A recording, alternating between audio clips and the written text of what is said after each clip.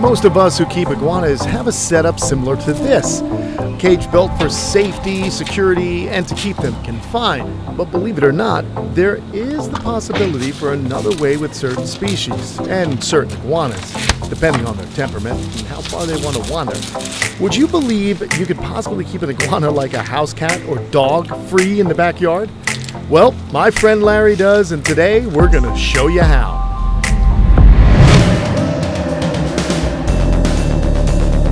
Our animal mission is simple: education in action, conservation in action. This is Kamp Kenan.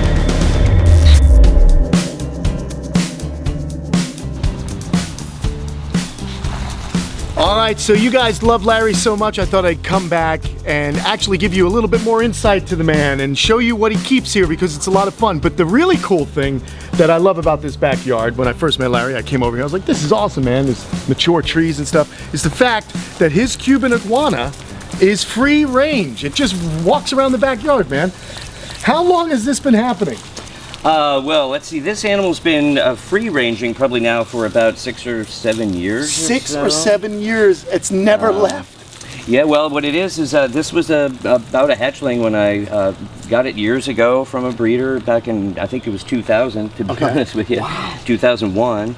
And this cage setup that you see behind it there was its original home for quite a while. Okay. And I guess I just started noticing that it was, I guess pacing, kind of looked a little bit stir crazy, like it was confined or whatever. Yeah. And, I have a fence that goes all the way around the yard, and it does go all the way down to the ground. There's no gaps underneath the fence. So I guess just a notion came over me, like, well, let it out for a day. Right, right, yeah, like a day, That's really cool. Well, then the day, I turned into the next day because it seemed like it had a good time the day before. I put it back in the cage at night, and then I guess I can't tell you exactly how it happened, but over time it's just like whatever, and it started just staying out at night, and then I noticed something which being a biologist, I thought it was really cool behavior-wise. Is that these things naturally will create themselves their own burrow if they have an opportunity to do so. Okay. So right under here, under this Schefflera plant. And I love how he comes to you also, that's pretty neat. I know. So underneath this Schefflera, there's a kind of the root system. And so that lizard dug its own burrow under there. That is cool. It returns to that burrow every evening for the night. And it also uses the burrow as a safe spot. So if for whatever reason something does scare it, which has happened, whether it be, sometimes it's even like a dog barking, but something's spooking, I don't know exactly why, but it really runs full speed for its burrow. Living as naturally as possible in captivity. Yeah, and I feel safe about it because I know that it'll protect itself. So if something does come back here to threaten it, it's going to take care of itself. It's going to make its way down to its burrow, which can't be dug into by a dog or other animal because it's so rooted in underneath the Schefflera. Yeah. So it picked a really good place to do that. But that's its own, and to be honest, I'm not sure how far it goes. If you were to shine a light down there, I remember when we had a lot of rain, I had a cave in all the way to here. Okay. Which would indicate that the cave, or the tunnel probably went to about here. There was a cave in there. So now the other interesting thing though, is we do get the odd cold snap. So what do you do to mitigate, any problems for him? I just love this guy. What happens is if we get down to the low 50s or below, I bring it inside. So I have a cat carrier just inside the back door, so I can just very easily pop it in there for the night and get it back out the next day into the sun. But we can expect that. It's one of the things our forecasters are fairly good at. Not really good around here, but now and then they do get the temperature at least about right in our winter, what we call the wintertime months here in South Florida. So anyway, I know when it's best to bring it in. Yeah, that's really cool. So you actually get to him before he goes into the burrow. That's the idea. But the other cool thing is the ground has an insulating effect. And so if it's not a really, really cold snap, like in the 30s, which is very infrequent, but it does happen, you can actually just cover the mouth of the burrow, the opening of the burrow, with a blanket. Right. Yeah. But that doesn't take away that little bit of like, oh my gosh, I can't get to my animal when it gets cold. Okay. And there's that feeling. So I do what I can to get it inside. If not, well then that's plan B. Yeah. So cool, man. And then as far as predators, I mean, you are actually in town, so he's not having the same kind of problems I'd have with coyotes or maybe raccoons, too many raccoons out here. And like he said, the animal is in that burrow and there's really no one else gonna get into that burrow. So this is just really cool. When I lived in Las Vegas, Larry, I had a green iguana, a very similar situation. I had a backyard similar in size to yours, but we had block walls. We had like, you know, walled fencing. And that iguana just would come out of a cat door in my house, walk out to the garden pond that I had, and just hang out there all day, and at night come right back in. Right. So they are creatures of habit, but they also create home ranges. And so what's neat is you told me there was an instance where you let this iguana out, this rhino over here. Right. Well, what happened is when this cage became vacated, I like cyclurns, and so I hooked up with Ken in here, and I brought this rhinoceros iguana home, which would be now, I'd say, 4 or 5 years ago. Yeah. Something like that. And so it started to occupy the cage. And I thought, well, maybe someday I could get to the point where it also, you know, could come out and hang out. And I thought maybe if it got to a similar size as the other one. But as it turns out, they do not play nicely. So no. I did try one day, what would be about a year ago. And so you put this out on the ground, and anywhere that other...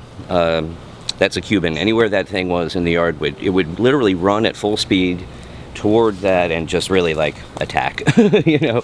So it turned out it was not going to work to have both of them out at this point, even though there's a fair amount of room. But I just don't want them to damage themselves, because they really do. Yeah, they have they get very aggressive when they're combating, and they have powerful jaws. People often think that if you're a herbivore, you're not too tough, but in fact, I think the opposite is true. If you are a herbivore, you got to defend yourself against predators, and so you've got to be strong, and they can do a good job. And let's not forget, they were the largest lizards, they were the largest terrestrial animals on their islands historically, before dogs and cats and humans.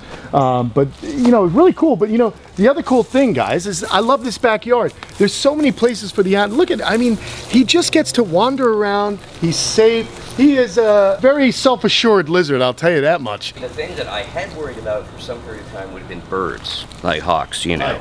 But I've seen hawks sit up here and osprey sit up here, and I think it's just a little too big for him. He is. He might look like a little too much work. Well, looks like you got some bees. Well, yeah, that's something that just kind of happened on its own. I have a lovely hive of bees, and we all know how important bees are to our environment and pollinating plants, so they are welcome to stay as long as they don't bother the situation too much, and they don't bother lizard. No, so, Tom and I actually have quite a lot of experience with bees. I was stung over 40 times when I had removed a hive with a professional. Oh boy, that's a lot of bees. Oh boy. Oh my God. Oh boy.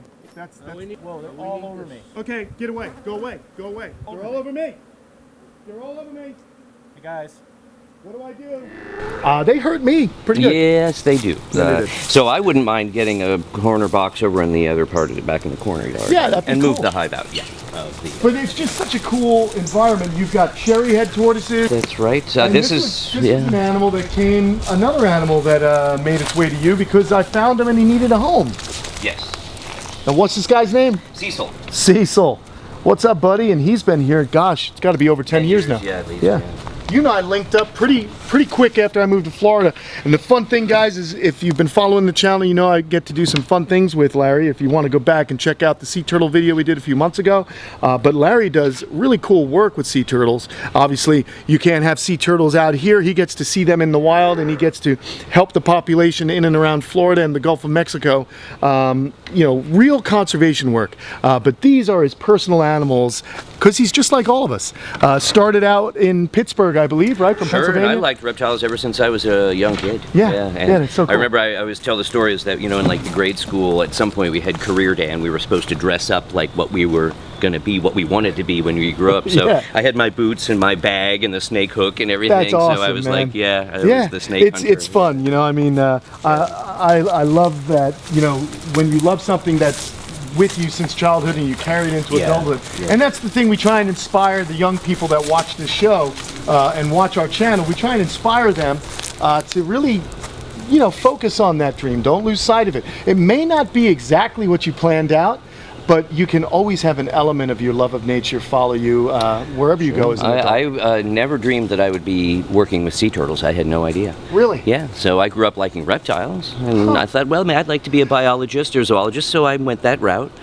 And ended up through a series of accidental, really just unpredicted random things, ended up in South Florida here and literally on a vacation at the time.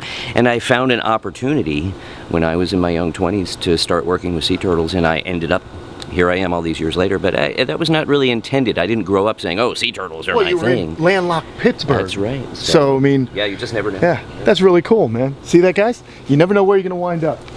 All right, well, hey, this is really cool stuff. We've got beautiful planters. I just like the natural, how you don't, and I don't want this to come off the wrong way. It's not though you worry about weeding because you've got tortoises. Oh, you know what I want to show, because I just looked here, and that looks like it was. There's a nest. A nest. Yeah, that looked like you want to see some? Let's go see some babies. So here's another fun thing. Now remember, this entire yard, the fences, it really is well secured along the perimeter. We've walked this before. So what happens... And I also put some, what you call 4x4s or fence post type things at the base of the, each of the fence panels. So it comes out just a little bit in the ground, so then the dirt builds up around that. So it makes it more difficult if there was an intention. If there was an intention to get out. But check this out. So what he'll do is during certain times of the year, he wanders around the yard and stumbles upon some really cool treats. How about some baby redfoot tortoises? Check it out. He's going to pull them out. And these are all hatched in the ground. You don't really fuss with them, do you? No, they're just hatched out here in the backyard. Great, guys? Look at that. Beautiful baby. And I always feel sometimes that the ones that hatch in the ground are so robust, but I could be wrong. It could just be me. But isn't that great? Could you guys imagine having a backyard like this where your pets get free range, they wander around, and you always have something to look at? And that's what I've always enjoyed about my backyard, and I'm sure it's the same feeling you have. Oh, it's a sanctuary for your mind. And because, redfoots are naturally curious tortoises, you'll sit out here and you doesn't feel like you have anything around you at all, and about 15 minutes later, there'll be, there's one. And you end up surrounded by a bunch of quiet, partners that just want to hang out and see what's going on. I love it, man. Well, all right, there you have it, everybody. We got to learn a little bit more about Larry Wood, PhD, I might add.